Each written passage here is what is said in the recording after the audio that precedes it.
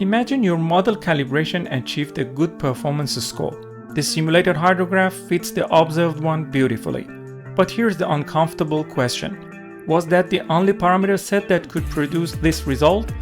In rainfall-runoff modeling, multiple parameter combinations and even different model structures can reproduce observed data with comparable performance.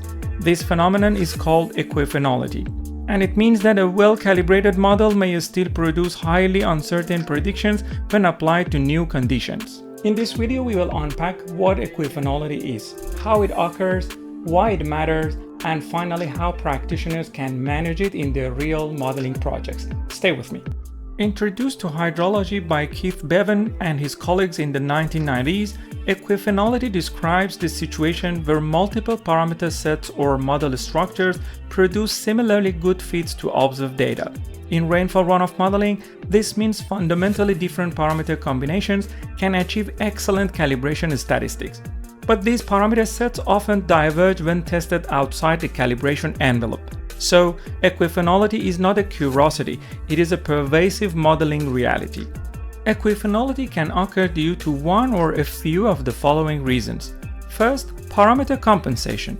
Parameters frequently trade off against each other. For example, imagine these two scenarios: small rainfall losses with a slow routing mechanism and large rainfall losses with fast routing mechanism. Both scenarios may generate similar hydrograph characteristics. The model output looks correct, but each represents a different internal process. Second is the model structural uncertainty. Different model structures can produce equally good fits to observed data. Consider three different rainfall loss models: SCS curve number method, initial and continuing loss model, and finally green amped model. All may calibrate well to historical events, but respond differently to various storm intensities, have different antecedent moisture dependencies, and imply different dominant hydrological processes. This is called structural equifinality. Third is the data limitations. Observed rainfall and runoff data provide much less information than commonly assumed. Typically, we measure rainfall often at a few locations and outlet discharge, which is a single point measurement. But models simulate many unobserved parameters, including soil moisture distribution over the catchment, spatial distribution of actual evapotranspiration, subsurface flow, storage dynamics, and individual flow path contributions. This observational deficit allows parameters to vary widely without affecting calibration performance. Short calibration records and measurement errors further widen the range of acceptable parameter sets. The fourth is over-parameterization. If model complexity exceeds available information, equifinality becomes almost inevitable. Calibration information should substantially exceed parameter dimensionality. A practical rule of thumb suggests the number of calibration events or information content should be larger than 5 to 10 times the number of parameters. Otherwise, parameters cannot be uniquely identified. The fifth one is the optimization limitations. Calibration algorithms often converge to local optima. Additionally, objective functions may exhibit large flat regions where performance changes little across wide parameter ranges. Multiple parameter sets therefore appear equally valid. The last one is the scale and aggregation effects. Lumped or semi-distributed models aggregate spatially heterogeneous catchment properties into effective parameters. Different spatial configurations can produce identical effective parameters yet respond differently to new storms. In other words, aggregation masks heterogeneity, which enables equifinality. Equifinality has several practical consequences. First is the increased uncertainty in infrastructure design and flood mapping.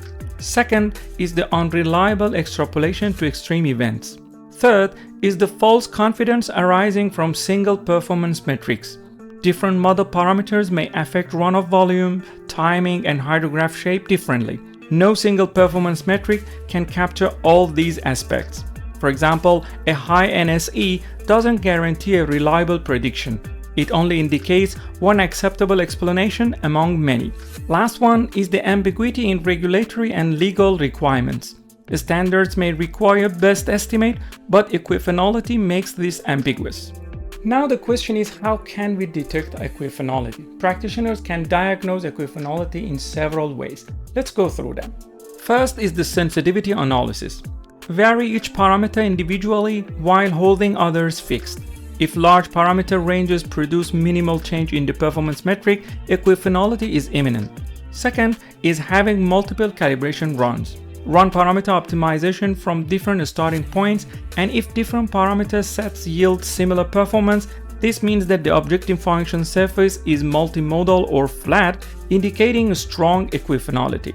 Third is the parameter correlation analysis. Generally, high correlations between parameters indicate a strong parameter compensation and suggest they are poorly identifiable. This can lead to strong equifinality. Lastly, assessing calibration dataset. If your calibration data contains events with similar magnitudes or is relatively short and has incomplete seasonal coverage, it is prone to equifinality. Equifinality cannot be eliminated, but it can be managed. Increasingly, practice is shifting toward embracing uncertainty rather than ignoring it. Key strategies are as follows. First, multi-objective calibration to constrain behavior across metrics. Second is the regularization and prior knowledge to limit unrealistic parameter sets. This can be done through defining parameter ranges based on physical understanding or adopting parameters from similar catchments. Third is the parsimonious model selection.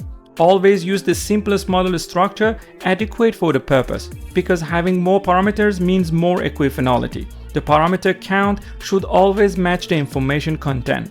Fourth is the ensemble modeling to represent prediction uncertainty explicitly. Fifth is the data augmentation to improve parameter constraints.